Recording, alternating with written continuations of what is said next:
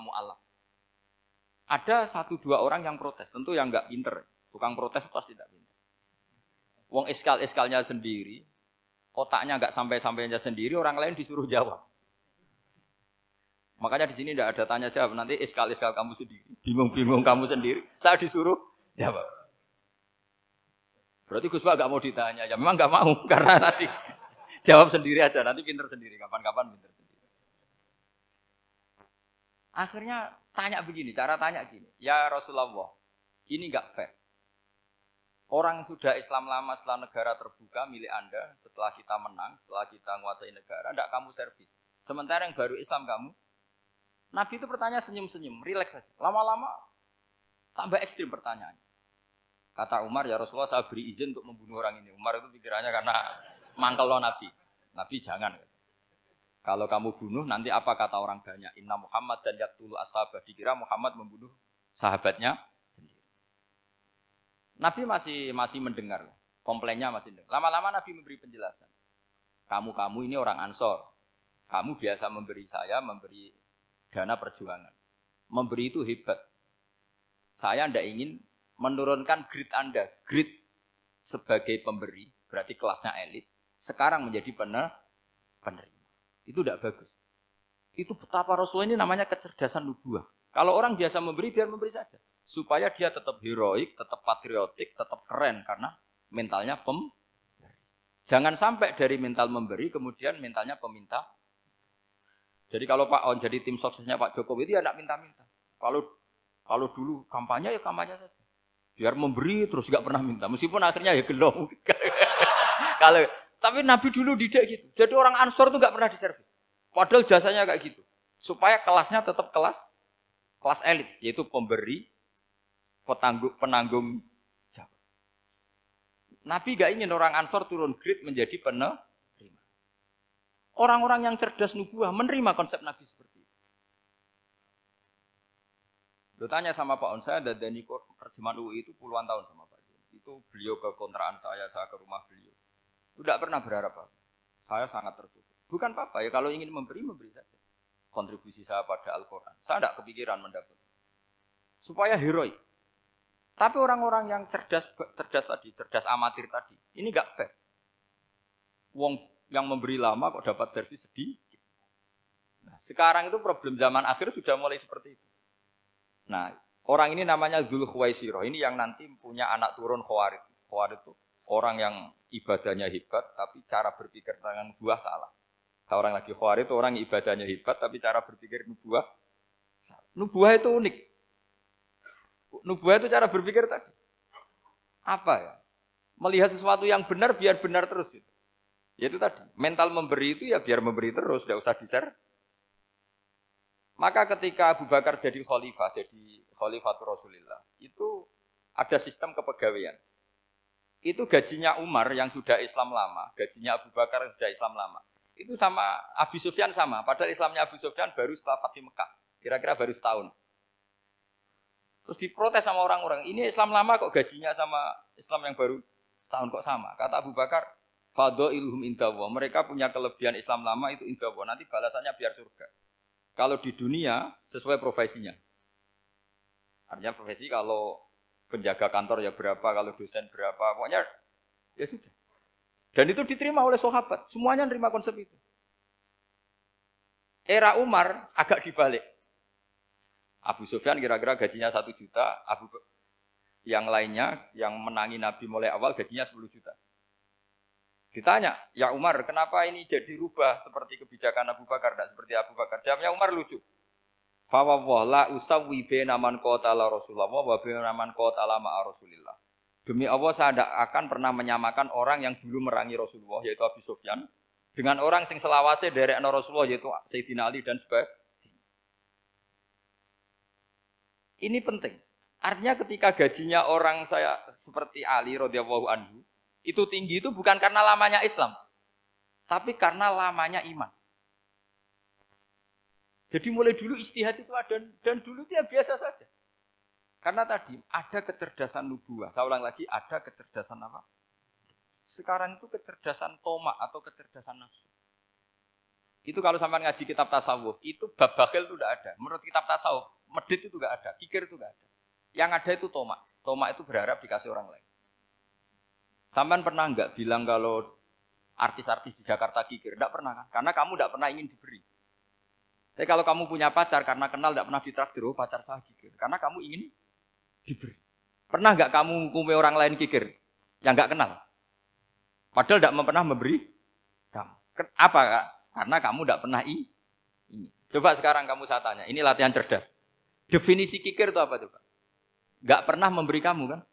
Artis-artis Jakarta, tokoh-tokoh nasional pernah enggak memberi kamu? Enggak kan? Tapi enggak pernah kamu vonis kikir. Karena kamu enggak pernah tomak. Tapi pacar kamu, kok amin ditraktir terus? Atau istri kamu, atau mertua kamu, kok enggak ngasih warisan, kamu bilang kikir enggak? Sebabnya kikir betul apa karena kamu tomak, berharap?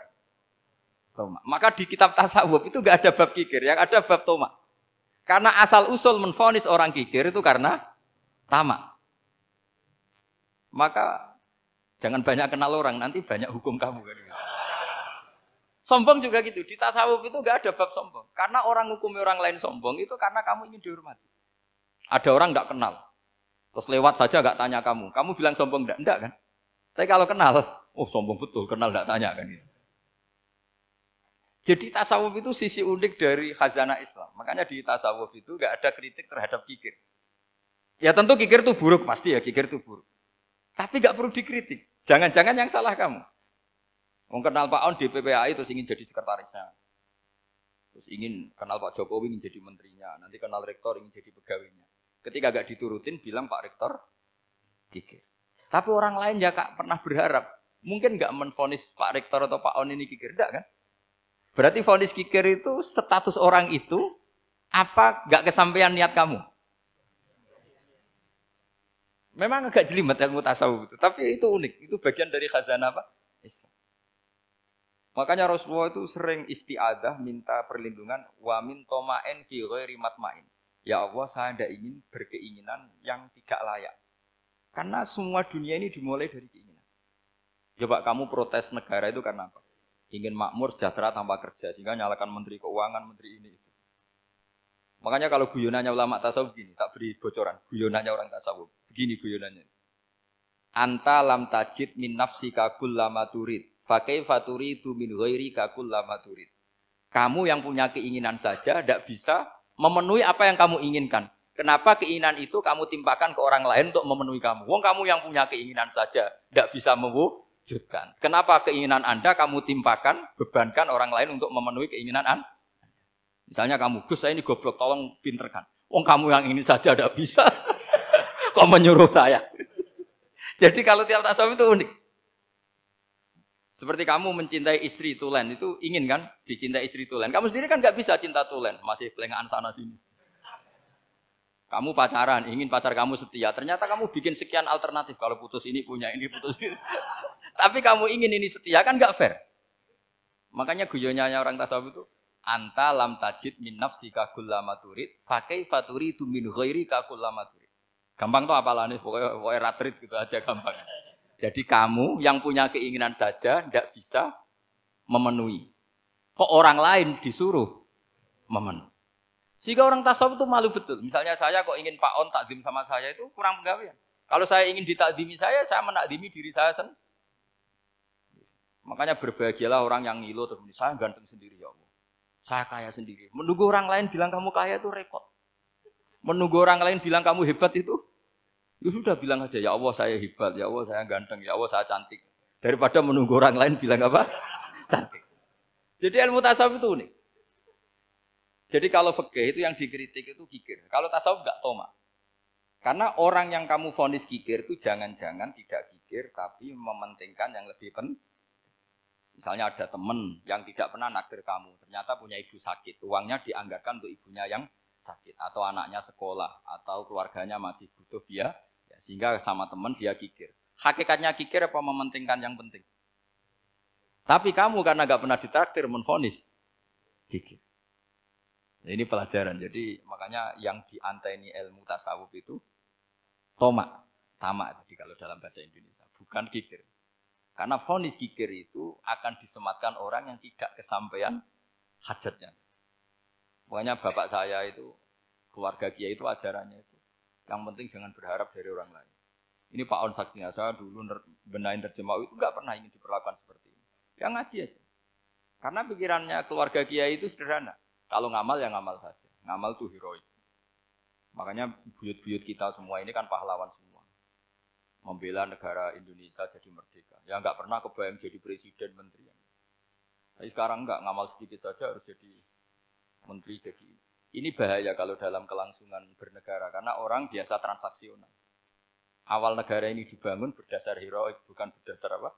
Transaksional. Tapi sekarang orang akan membiasakan itu. Apa-apa itu transaksional. Ini tidak bagus untuk kelangsungan bernegara. Apalagi kelangsungan beragama. Sehingga seperti saya ini masih punya desa-desa binaan di Sragen, di pedalaman Papua sekalipun. Saya punya santri banyak di Papua. Itu kalau cerita itu unik-unik. Itu mau Jumatan, itu enggak ada orang 40. Sudah datang setengah 12, itu datangnya 3 jam. Di situ mau ketemu santri 3. Semua, karena ya akhirnya mereka tanya gini, Pak. Pertanyaannya itu lucu. Gus, boleh enggak Jumatan orang 3? Secara fikih Syafi'i kan harus orang 40. Kemudian mereka tak bilang, buat sholat duhur saja. Mereka enggak mau. Wong Jumat-Jumat kok duhur. Harinya kan Jumat, masa sholatnya? Sehingga kita yang jadi kiai akhirnya nyari fikul madzhabil arba. Nyari fikih madzhab 4. Ternyata Imam Malik membolehkan orang 6. Ada yang bilang 12. Yang penting keceluk jamun. Jamun itu kelompok. Kalau 3 kan belum keceluk apa? Belum disebut apa? Kelompok. Ini penting saya utarakan supaya kita berjuang itu bukan karena CV seperti ini kayak di Ulil Albab, masjidnya keren, kampus swasta tertua, terus termasuk nomor 1, 2 di Indonesia. Oke, kita syukur dengan kebesaran UI. Tapi yang namanya dakwah itu menjadikan orang tidak tahu menjadi tahu. Termasuk kepada desa-desa tertinggi. Sama. Yang namanya menteri itu pembantu presiden. Untuk memenuhi kebutuhan rakyat banyak. Sekarang misalnya menteri pertaniannya itu hebat, cerdas. Tapi petani nggak mau nandur padi, mau apa itu? Coba yang membantu ketahanan pangan itu para petani mau nanam padi apa karena menteri pertanian? Karena petani mau nanam. Ya sudah GR saja, kita pembantu presiden semua. Karena ikut menyumbangkan ketahanan pangan. Tapi kamu kan gak digaji, kita keren, ngamal tambah harap gaji. Ini penting. Supaya Anda itu enggak hati kecil gitu. Ikut menyumbang negara tanpa ingin dapat gaji. Keren enggak? Nah itu nubuah. Apa? Nubuah. Orang Ansor itu seperti itu. Sehingga ketika Rasulullah wafat dan ada kompetisi kepemimpinan, itu orang Ansor gak ikut. Sudah kita makmum saja, silahkan dibagi di saking baiknya orang Ansor. Nah, makanya saya ulang lagi ya. Kecerdasan nubuah ini yang gak difahami orang Khawarij. Orang Khawarij cara berpikir yang kerja banyak harus dapat banyak. Sementara kecerdasan nubuah enggak. Yang biasa memberi terus memberi saja biar derajatnya tetap al-yadul ulya.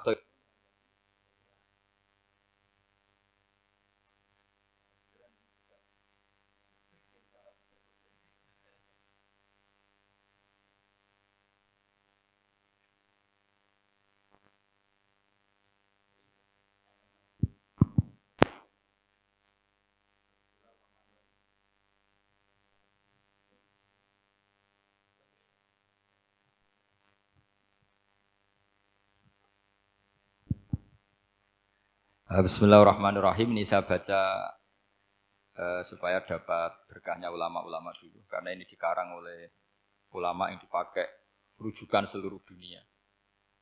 Begini, qala Ibnu Taimiyah, ma'rifatu sababin nuzuli yu'inu ala fahmil ayat. Jadi mengenali asbabin nuzul itu membantu memahami secara benar ayat itu. Karena tadi kalau ayat itu dipotong, itu maknanya bisa kacau kayak tadi famastam ta'tum bihi minhunna fa'atuhunna ujuruhun. Kalau diterjemah itu kan mendukung kawin mut'ah. Kalau terjemahnya saja perempuan siapa saja yang pernah kamu nikmati, yang penting kamu bayar. Itu kan aliran sesat dan menyesatkan. Itu konteks asbabun nuzul tidak seperti itu. Perempuan yang sudah menjadi istri kamu, seorang lagi perempuan yang sudah menjadi istri kamu, jika sudah kamu hubungan intim, maka maharnya harus dibayar penuh. Tapi kalau belum hubungan intim, maharnya hanya wajib separuh. Fanis suma farotum illa ayafuna au yafu alladhi biyadihi uqdatun nikah. Tapi tadi kalau di Indonesia gimana Gus? Ya itu yang repotnya. Maharnya itu tadi mau kena atasan dan apa? Bawahan. Wah kacau kalau di Indonesia. Sehingga kita bingung kalau dalam logika Arab kan gitu. Bayangannya kalau cerai, kata Allah, fala ta'khudhu min syai'at. Harta yang sudah kamu berikan ke istri jangan diambil lagi. Sampai dilarang ngambil tuh karena jumlahnya banyak sehingga kepikiran ngambil. Kalau di Jawa enggak usah dilarang sudah tidak akan ngambil karena rukuhnya sudah lusuh. Itu susahnya baca Quran di Jawa. Karena dari awal maharnya terlalu apa? Kecil. Terus beliau Imam Suyuti termasuk di sini menyontohkan yang pasti salah kalau difahami yaitu tadi ayat apa itu fa inama tuwallu fastamma wajib. Jadi beliau terus meringatkan betapa pentingnya mengenali asbabin nuzul. Karena asbabin nuzul itu gampang. Saya ulang lagi, asbabin nuzul itu gampang. Gampangnya begini ya, kan ada satu peristiwa. Misalnya begini, Rasulullah itu kan mengkritik penuhanan Lata dan Uzza, berhala-berhala itu dituhankan, dikritik sama Rasulullah. Kemudian mereka begini, karena mereka biasa personifikasi Tuhan. Muhammad, kalau Tuhan itu tidak Lata Uzza dan itu terbuat dari batu, lalu Tuhan Anda itu dari apa? Amin fiddotin audabin, lalu Tuhan Anda ini dari emas apa dari perak? Karena mereka nggak bisa membayangkan Tuhan tanpa dipersonifikasi. Terus Allah menurunkan qul huwallahu ahad, Allahus somad lam yalid wa lam yulad wa lam yakul lahu kufuwan. Karena otaknya mereka sudah begitu, yang namanya Tuhan itu harus dipersonifikasi. Makanya saya kemarin di Korea seminggu, cerita yang paling unik gini Pak On, ada bos Islam, ada bosnya TKI yang baik. Mereka mengizinkan pekerjanya sholat. Bareng sholat tuh diingeti ke atas, ke bawah, kok gak ada arcanya.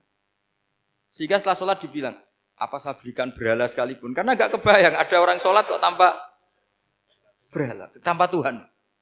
Yang kamu sembah itu mana? Kok gak ada? Apa tak belikan? Jadi unik. Nah teman saya yang satu unik lagi. Dia termasuk pegawai Garuda. Yang derekno saya ke Korea itu orang pegawai Garuda. Dia karena orang kaya biasa ke Eropa kemana-mana. Singkat cerita dia sholat di mall. Karena nganggep Korea itu sudah negara maju kayak Eropa. Setelah sholat di mall pas asar itu. Security-nya nelpon polisi.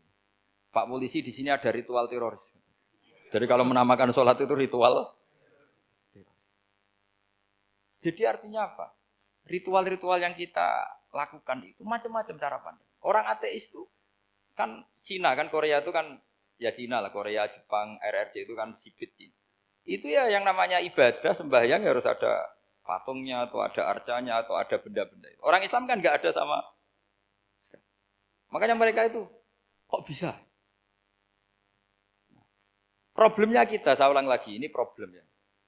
Problemnya kalau ada itu ya repot. Begini misalnya, ini masih tentang asbabun nuzul. Ini contoh terakhir, tentang masih asbabun nuzul. Umar radhiyallahu anhu, sahabat Umar itu kalau mencium Hajar Aswad itu sambil gedumel. Tidak berdoa, tapi gedumel. Masyhur. Itu ada di Bukhari. Alim tu annaka hajarun la tadurru wa la tanfa. Walau la anni ra'aitu Rasulullah qabbalaka ma qabbaltuka. Saya tahu loh. Nyium Hajar Aswad dicium. Tapi sambil gedumel. Saya tahu loh, kamu hanya batu, gak mandoroti, gak manfaati. Kamu jangan GR, saya cium itu jangan GR. Kalau saja saya tidak melihat Rasulullah mencium kamu, maka saya ada sudi nyium kamu. Dah gitu aja. Terus itu tiap nyium Hajar itu tidak doa. Kalau kamu kan gak minta kaya, minta macam-macam. Kalau Umar malah gedumel. Nah kenapa demikian? Itu ada asbabun nuzulnya. Umar itu saksi sejarah. Ketika Rasulullah Fathi Mekah, Nabi kan tawaf terus mencium Hajar, itu di belakang masih banyak orang kafir. Kebetulan Umar masih di sana. Sudah Islam Umar, tapi dia di belakang. Dengar orang-orang kafir, Muhammad itu tua aneh. Katanya melarang nyembah batu. Ternyata dia nyembah batu. Jadi Nabi nyium Hajar Aswad itu dikira nyembah. Katanya ngelarang nyembah batu, tapi dia kok nyembah batu. Karena Nabi mencium Hajar Aswad. Nah karena untuk menghilangkan stigmasi itu, Umar tiap nyium Hajar Aswad ngomong gitu. Ada kan ada sound system, mungkin jadi sound system. Supaya jelas bahwa penciuman ini bukan karena menyembah. Artinya mudah sekali kenapa Umar ngomong gitu. Karena asbabun nuzulnya seperti itu. Coba kalau kamu tidak tahu asbabun nuzul, Umar maksudnya gimana? Enggak doa, enggak apa kok malah ngomong gitu kan. Tapi kalau kamu tahu asbabun nuzul, Umar itu yang mendengar komentar orang sama ketika kita tawaf itu kan 3 pertama kan kita lari-lari kecil. Itu ceritanya juga gitu. Rasulullah itu hidup di Medina, terus diterkenalkan miskin. Medina itu kota wabak, kota penyakit, endemik. Dulu Medina, Yasrib itu kota endemik. Sehingga kata orang kafir-kafir Mekah, yaji ulihadal bait kaumun qad wahanat huma Yasrib. Nanti akan datang satu komunitas kaum yang sudah lemas karena kena penyakit TBC dari Yasrib. Nabi dengar itu makanya terus bilang ke para sahabat, tunjukkan kalau kamu kuat dengan cara lari 3 kali. Terus pakai pakaian yang kelihatan maco, yaitu yang dipakai lelaki-lelaki. Bahunya dikelihatan. Nah, setelah Rasulullah wafat, Umar menggantikan beliau setelah Abu Bakar. Umar bilang gini, sebetulnya tawaf seperti ini, yaitu lari pertama 3 putaran pertama lari dan memperlihatkan pundak seakan-akan orang maco itu sudah enggak perlu. Karena alasan itu sudah tidak ada. Tapi ini tinggalan Rasulullah, maka jangan rubah ya tetap seperti ini. Akhirnya meskipun sudah tidak ada alasan tadi menjawab stigma si orang kafir, tetap tawaf seperti itu. Jadi memang agama itu unik. Kadang kita harus tahu alasannya, tapi alasan itu kalau menjadi mahatul hukmi, pijakan hukum sah. Misalnya kamu terus bilang gini, ya berarti tawaf sekarang bebas, gak perlu seperti itu. Kan alasan itu sudah tidak ada. Nah di sini pentingnya riwayat. Riwayat itu begini, logikanya sudah nggak ada, tapi kaifiyah itu, cara itu masih kita terus. Dan itu memang, saya ulang lagi, harus tahu asbabun nuzul. Saya beri contoh ya misalnya, wa idza darabtum fil ardi falaysa 'alaikum junahun an taqsuru minas shalah. Terus ayat di mana? In khiftum ayyaftinakumul ladzina kafaru. Jika kamu pergi dalam keadaan takut ditangkap orang kafir atau takut diculik orang kafir, maka kamu boleh mengqasar salat. Itu jelas ada ayat in khiftum ayyaftinakumul ladzina kafaru. Jika kamu takut diculik orang kafir. Sehingga ketika ba'da Fathi Mekah, setelah Mekah dikuasai Islam, Umar tanya, "Ya Rasulullah, kenapa engkau masih salat qasar? Bukankah kita sudah aman?" Waqad qala ta'ala in khiftum ayyaftinakumul ladzina kafaru, Allah ngendikan boleh mengqasar itu kalau dalam kondisi takut. Waqad kunna fi amrin, sekarang kita sudah aman. Jawabannya Rasulullah itu unik. Ya Umar hadihi shadaqatun faqbalu shadaqah. Ini sedekahnya Allah, bonus sudah terima saja, enggak usah catatan-catatan gitu. Sehingga era Umar ya ada lagi yang tanya Umar ke gitu. Terus kata Umar, sa'altu dzalika Rasulullah sallallahu alaihi wasallam faqala hadihi shadaqatu wa faqbalu shadaqah. Sudah ini bonus dari Allah, terima saja. Ini kan unik. Padahal kalau secara disiplin ilmu kan begini. Kamu boleh mengqasar sholat kalau dalam bepergian dan dalam keadaan takut. Logika hukumnya kalau tidak takut, tidak usah. Sama seperti begini. Kamu kalau pergi jauh seperti saya Pak On, itu ngosor sholat apa enggak? Ngosor kan? Alasannya kalau kosor itu, kalau pergi itu masyakot, repot. Sekarang pergi kita pakai Alphard, pakai Innova. Bawa uang, disupirin, itu masyakot enggak? Enggak kan? Tetap boleh jamak enggak? Boleh. Sebenarnya kamu jamak itu karena pengetahuan hukum apa karena enak jamak? Kalau alasannya masyakot, kan sekarang sudah ada. Enggak repot. Ya sudah pakai hadis tadi, ini hadiah, terima saja. Jadi makanya agama itu riwayat. Tapi ada saja ulama yang agak balik loh. Agak balik gini, banyak juga ulama misalnya duwe gawe, ibunya sakit terus ribet jamak sholat. Kenapa? Ribet ngurmat ibu. Makanya ada saja kiai yang duwe gawe mantu itu terus jamak sholat, tapi jangan ikuti. Tapi ada saja karena alasannya jamak itu karena apa? Repot. Ya ada saja, tapi ya jangan ditiru. Cuma saya ini cerita, analisis hukum itu memang agak-agak unik. Jadi tadi, kadang Nabi itu ditanya, ya Rasulullah, kita dulu boleh jamak qasar ini kan karena in khiftum ayyaftinakumul ladzina kafaru, takut diancam orang kafir. Sekarang aman, kenapa tetap jamak? Jawabannya Nabi, ini hadiah, terima saja. Ya ada sahabat yang bantah, kenapa Nabi? Allah itu zat yang baik. Kalau sudah ngaji bonus nggak pernah ditarik lagi. Makanya Nabi kalau berdoa itu unik. Ya, siapa yang disiksa di dunia karena dosanya, fawahu akramu min ayyus sanniya uqubatahu fil akhir. Kalau ada orang salah kok di dunia sudah dikasih sanksi, Allah itu lebih mulia untuk mengulang nanti di akhirat. Akram itu Allah terlalu mulia, maksudnya orang kepikiran, wis males ya selesai, tidak akan di. Kalau sampean kan enggak, masih ingin lagi, ingin lagi. Jadi itu cara berpikir apa? Nubuah. Jadi berpikir nubuah itu beda. Ada orang pas sujud diinjek sama orang fasik. Diinjek, kemudian si yang sujud tadi, wallah la yaghfiru wallahu laka, demi Allah tidak akan ngampuni kamu. Itu langsung Allah memberi wahyu sama Nabi di zaman itu. Bilangin yang sedang sujud itu, dia harus minta maaf sama saya, kata Allah. Mangdzalladzi yata'alla ala fulan, dia bersumpah bahwa Allah tidak akan memaafkan orang itu. Itu harus diralat. Nabinya iskal, kenapa ya Allah? Yang Tuhan itu saya ini punya sifat dua, bisa menyiksa dan bisa memaafkan. Kenapa dia milih sifat saya satu tidak memaafkan? Akhirnya apa? Orang yang nginjek tadi sama Allah dikasih tobat dan jadi orang soleh. Jadi itu makanya kamu nggak boleh jadi orang ekstrim nyifati Allahnya satu. Nggak boleh, Allah tetap bisa yaghfiru liman yasha wa yu'adzibu may yasha. Sifatnya Allah dua ya tetap dua, nggak boleh kamu pilih satu. Misalnya kamu kan biasanya gini, yang ghafur untuk kamu, yang sadidul uqab untuk orang lain. Mesti kelakuannya sampean kan begitu. Nggak boleh seperti itu.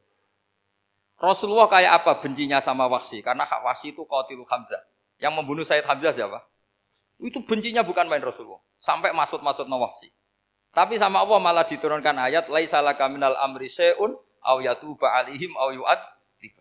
Muhammad, meskipun kamu kekasih saya itu tidak wilayah kamu, maafkan atau enggak, terserah saya, kata Allah. Ternyata betul, malah Wahsy dikasih tobat. Nah sekarang enggak, orang itu nyifati Allah sama orang lain sadidul iqab, kalau sama dirinya enggak boleh seperti itu. Allah ya sifatnya tetap dua. Jadi boleh kamu misalnya berdoa, ya Allah mbak yang cantik itu semoga dapat jadi istri saya. Mbaknya juga boleh berdoa, ya Allah naudzubillah min dzalik. Jadi ini adu kekuatan, nanti terserah, nanti Allah pihak yang mana. Kayaknya pihak yang perempuan mungkin. Karena kasihan kan kalau cantik dapat orang apa? Jelek. Saya tuh andaikan boleh fatwa fikih, yang saya haramkan tuh orang jelek dapat orang jelek. Karena kasihan anak-anaknya, tahu-tahu jelek banget. Jadi itu kan kasihan itu.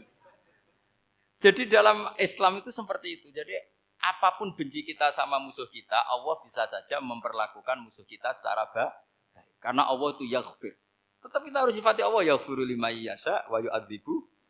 Jangan karena kita benci seseorang seakan-akan Allah sama dia pasti yu'adzib. Pasti Itu yang dicontohkan Allah kepada Rasulnya, itu beliau tidak cocok sama Wahsy, malah Wahsy dikasih petunjuk. Makanya terus ada ayat apa? Laisa laka minal amri syai'un aw yatuba alaihim aw yu'adzib. Muhammad, tidak wilayah kamu, saya menentukan mengadab atau Makanya rata-rata kiai ulama itu halim. Orang halim itu rileks. Layinal janib, tidak gampang menvonis orang lain. Biar Allah tetap dengan sifatnya yaf'alu ma yasha, bahwa Allah bisa melakukan apa saja. Soal kamu benci sama seorang, benci saja atas nama kamu. Jangan nyatut-nyatut Allah. Misalnya kamu cinta seseorang, wah ini yang calon presiden ini harus jadi presiden. Ternyata Allah menghendaki jadi menteri, mau apa? Ya Allah yaf'alu ma yasha, mau apa coba? Yang kiai atau Pak On, DPAI, patutnya kan menteri agama itu Pak On. Tapi kalau Pak yang takdir gitu mau apa? Ya sudah, Allah yaf'alu. Santai aja. Itu rileksnya ahlul ilmi, ya sudah santai saja. Ini negaranya Allah, ini kerajaan Allah, ini buminya Allah, ya Allah biarin yaf'alu. Mas, jadi Tuhan Allah kamu yang repot. Kira-kira jadi Tuhan itu Allah kamu yang repot. Ya Allah biar tetap yaf'alu mayasa. Allah boleh yaghfiru liman yasha wa ya'dzibu mayasa. Saya kira demikian. Assalamualaikum warahmatullahi wabarakatuh.